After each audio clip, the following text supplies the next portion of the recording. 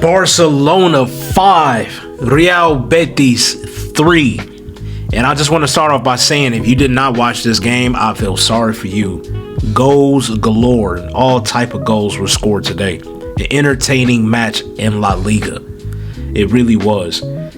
Big 3 points from Barcelona. It's not easy going to Real Betis to get all 3 points, but the job was done today. We put the pressure back on Real Madrid as we go back up 4 points in the table.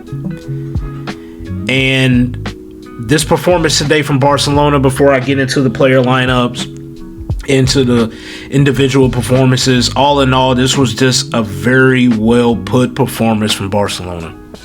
Understanding that there was no Rafinha, there was no Lewandowski up front.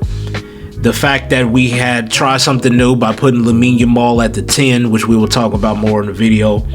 Rooney starting for the first time in a long time after not getting any minutes in 5 consecutive matches. He had a good performance. It was some rotations made, and going to Real Betis, that's a big call from Hansi Flick. A big call, a big decision to make from Hansi Flick. But credit to him because he got it 100% spot on. 100% spot on. And I know if you didn't watch the game, you see that it was 5-3. You may have thought that this was a lot closer than really what it was, and it wasn't. After Barcelona went down 1-0, they scored 3 goals in 30 minutes and got the 4th goal in the first 40 minutes. And really the game was put to bed at that point. To start the second half, they got the penalty to put them up 5-1, and you can see the intensity drop a lot compared to what they started off with. And that's probably just due down to, look, you see the score, it's 5-1. A lot of energy was put into the game to put us up 5-1. A lot of substitutions were made. But all in all, who cares? When you say to a Barcelona fan, you're going to put up 5 goals, you're not even sure what you're going to do defensively. But if you say you're going into Real Betis, a place that we dropped points last season, it was 2-2. This year, they tell you getting 5 goals. Most Barcelona fans is going to take that without a doubt, because we know no matter how bad our defense is, 5 goals should be enough. One of the goals given to us was a questionable handball. I don't get why they call the handballs when it hits off your thigh then goes up, but there's nothing we can do. But hey, Negria, baby, we cashing up checks. We cashing up checks with Negria, man. So all in all, man, like I said, it was a good performance from Barcelona. Very happy that they went out there and performed the way that they did, understanding that key guys were missing. And like I said, man, we putting the pressure back on Real Madrid as far as the standing goes. But let's get into the lineup. Let's get into player performances as I switch my screen here, and we can go ahead and get this out the way.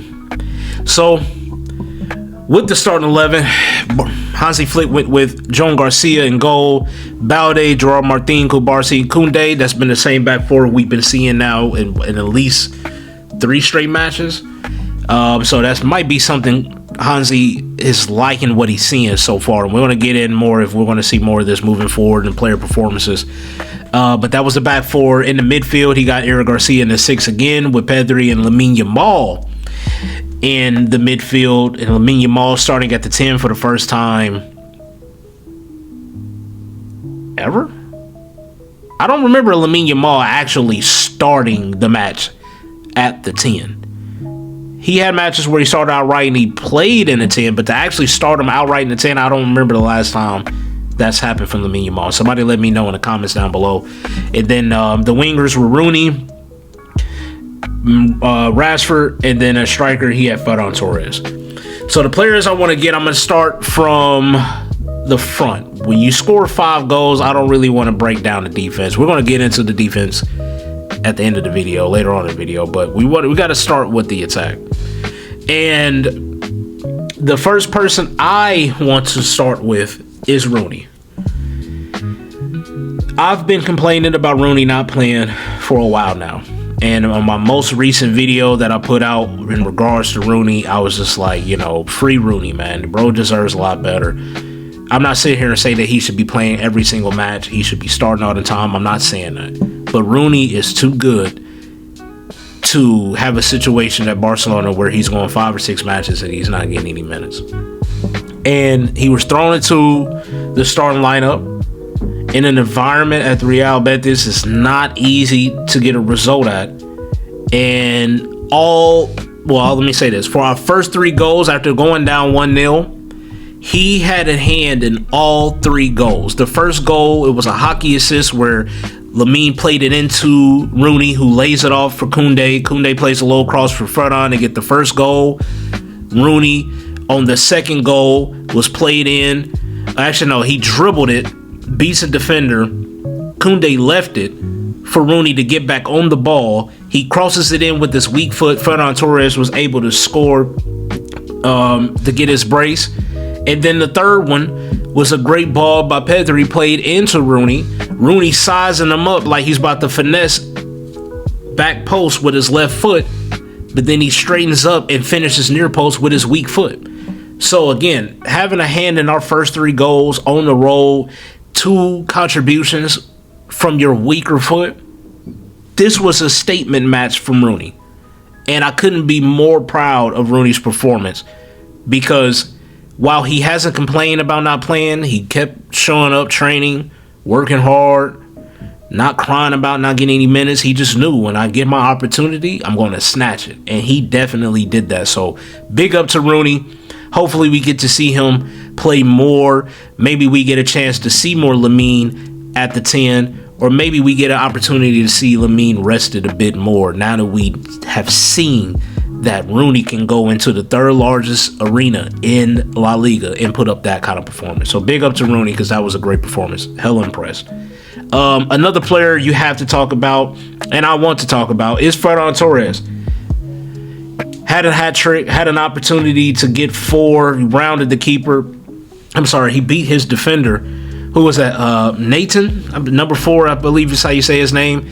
Where it was a ball played into him, had an opportunity to get his 4th, but it was unlucky that he didn't finish. He did play the full 90 minutes, which allowed us to rest Lewandowski, which is, I think, is going to be very important for us, especially with us having Frankfurt in the Champions League coming up. So Ferdinand Torres, man, look, he's a weird player to judge and analyze, man, because today he was unplayable.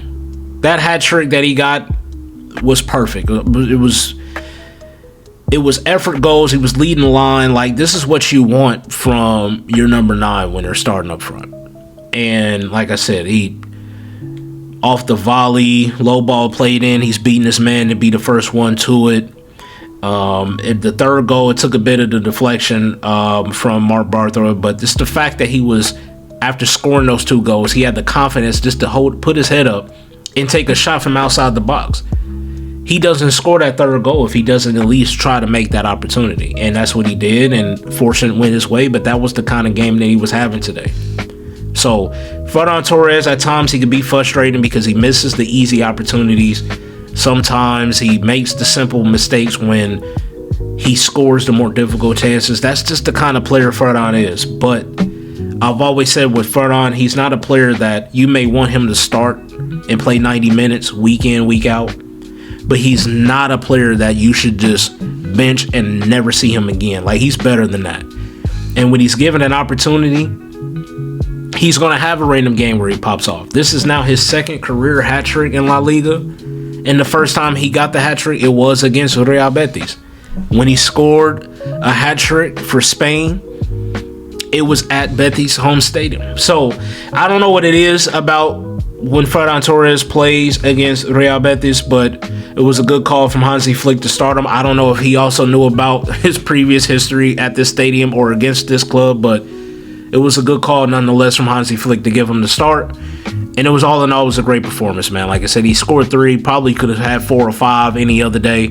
But this is a good performance you want to have from your backup 9 when Lewandowski is focusing on being ready for the Champions League match we have coming up next. So, great performance from Ferdinand Torres. Great link-up play with Rooney and Koundé on that right-hand side. And like I said, the 3rd goal was a link-up play on the left-hand side. He just took a shot. So, this is great for his confidence.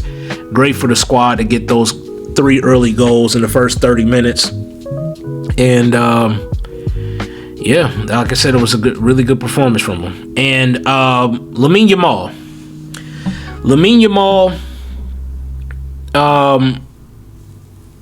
First time, like I said, I can't think of another match that he started at the 10.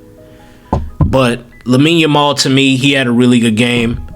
The way that he was, before you even talk about him going forward, if you're going to be playing at the 10, that means you're in the midfield. You're going to have to contribute defensively in the midfield. And Lamine Yamal several times won the ball back. So that just shows that he wasn't at the 10 just only looking to contribute going forward. He was doing his role by dropping back, helping the midfield win the ball back on numerous and different occasions. 4 key passes, 2 chances created. The one shot he had on target was his penalty. This time, because he's in the midfield, his last game he played, he lost the ball 30 times, but being in the midfield, he knows I can't lose the ball that much while still being in the 10, which is an attacking position. So it's nice to see that he cut his possessions lost down. Like I said, he got 7 recoveries. He didn't get dribbled past at any moment. Like, fouled 6 times. This is just a really good performance from Lamine Yamal, and I would have said that even if he didn't have a goal. You got to mind you, he's only 18 years old, and while he has all the talent in the world, playing at the 10 is not normal for him. At least with the senior squad. I've seen that he did it a lot with La Masia coming up, but this is different at this level. And to be doing it against the opponent that he did it against on the road, he had also a really, really good game. Rashford, I'm going to just highlight Rashford. Rashford, unlucky with him. He probably at least should have 1 goal. He had an opportunity where he was one-on-one, had all the time in the world to think about it, and he just fluffed his lines. At times, Rashford, you can tell when he really wants a goal. He gets a little bit selfish. You can see the hunger in him. And I'm not mad at that from my left winger. I'm not mad at him looking to be aggressive and try to make something happen and score goals. But he just got to play understanding that his time will come. The opportunity, the moment will come to you. Don't try to force it. Just know that when it does come, just be ready. But I think today he was kind of forcing it a bit. After he beat a man or two, he would take a shot on where maybe he could have laid it off for somebody else. You know, just little things like that. I damn near say he could have had 2 goals because he had a moment where he did a fake shot. He could have shot it back post with his left foot, but he decided to take another fake shot, go back to his right, but he ended up losing the ball. But I'm not going to beat up on Rashford because the front line, you was a part of a front line that scored 5 goals. And though you didn't directly contribute to any of them, whenever you're part of an attack that gets 5 goals, I'm not mad at a 6.8 rating for him. Pedri, what can I say about Pedri, man? The best midfielder in the world. I'm not arguing with you if you believe otherwise. If you do, that's fine. I don't care. But this is the best midfielder in the world. Box to box, he can look up and get an assist. He recovers the ball. And like I said, it's nothing he really can't do, bro. 2 assists, 2 key passes, 54 touches. He only had to do 1 dribble. He only lost the ball 6 times. He recovered the ball 4 times. He has 1 clearance. He won all his duels on the ground. This is just what you want, man. Passes in the opposition's half, he was 88%, 95% in his own half, 2 out of 3 long passes, and he was 40 out of 44 for his passes, man. This is a complete all-around midfielder. Couldn't be more happy with Pedri being back and healthy because, my God, have we missed him. Eric Garcia, another solid performance from him today at the 6. And then he had to cover as well at left back. Once Gerard Martin had to cover from Balde because Balde got subbed off at half. Gerard Martin got moved out left when Christensen got put in at center back. And then once Gerard Martin got the yellow card, we didn't want to risk getting a second yellow, so we subbed him out and put Eric Garcia there at the left back. And Christensen came in later on at the center back position. But the thing about Eric Garcia, wherever you need him, he's going to do a job, man. You need me at center back, I got you. You need me at right back, I got you. You need me at the 6, I got you. You need me to cover at left back, I got you. It was a smart decision from the club, and congratulations to Eric Garcia for signing that extension, because it's hard to really understand just how important players are that can play well in multiple positions. And for Eric Garcia, he can do that in up to 4. So big up to Eric Garcia. He was rock solid today defensively in the middle of that pitch. Like I said, when we asked him to play out left, he did that just comfortably until he got subbed off as well for Joffrey Torrens. which I'm happy to see he got some minutes. So a good performance from Eric Garcia. The center backs, weren't they best performance? Kubarsi today was better than what he was his last 2 matches, in my opinion. But I still believe there's room for improvement when it comes to Kubarsi. I do believe he can play better than what he's been playing as of late. But I think with us having a steady back four, this is now, I believe, 3 matches in a row we've seen this back four. So if we can get some understanding and some familiarity with that, I think that would allow Kubarsi to get more comfortable, therefore to start to play better. So not his best, but a better game for Kubarsi nonetheless. And Gerard Martin, to me, was rock solid as center back. Between the two at the beginning of the match, Gerard Martin was the better center back, in my opinion. I believe his rating dipped once he got put at left back. It immediately picked up a yellow card because it's hard to stop a player like Anthony with the pace and power that he has. And once he got that yellow card, he had to be a bit off it because you don't want to get a second yellow, and that would have changed the entire match. So he maintained up until Hansi Flick subbed him off and putting in Eric Garcia at the left back position. And Balde was a solid performance. Balde didn't play the most. He got subbed off at half. I'm hoping it's a precaution. I didn't really see anything about it, if he was injured, if it's anything serious. But solid performance from Balde. And Koundé, I do want to get on Koundé. Koundé, for the first goal we conceded, it was lazy effort from him to get back. He left. He was the last one coming back to form that line. Therefore, he kept Anthony on and immediately put us in the hole to put us down 1-0. Now, credit to him. That didn't stop him from playing aggressively, because going forward, it was several times he linked up very well with Rooney on the overlaps. This was the most overlapping runs I've seen from Koundé damn near all season, because it's almost as if he knows not to overlap. It's like he's either being told to not overlap as much when Lamine is outright, or he knows to not make that overlap and run as much because, hell, Lamine doesn't play it to him all the time. But he knew today with Rooney at outright, if Koundé is making that overlap and run, Koundé was getting the ball. And he was able to get an assist on the first goal to immediately make up for the mistake that he made from not stepping up and keeping Anthony on offside. He immediately makes up for it by getting an assist, being played in by overlap and run, and he played the ball in for Ferran Torres. It was a great finish. The reason why his rating is so low, because like I say, he was the reason why that first goal was conceded, and he was the reason why that third goal was conceded. I don't know what that effort was from Koundé when he made the tackle and conceded the penalty. Bro, you was never going to get to that ball. You already made your decision.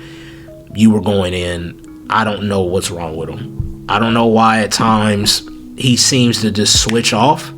And because he's in that back line that we require it to be 100% focused all the time, when he switches off, same thing from Kubarsi. It's really that right side of our defense. But when they decide to switch off, it becomes a problem for us. Now, look, when we conceded the penalty, we was already up 5-3, and it was like, I'm sorry, we was at that time we was up 5-2, and it was in the 87th, 88th minute.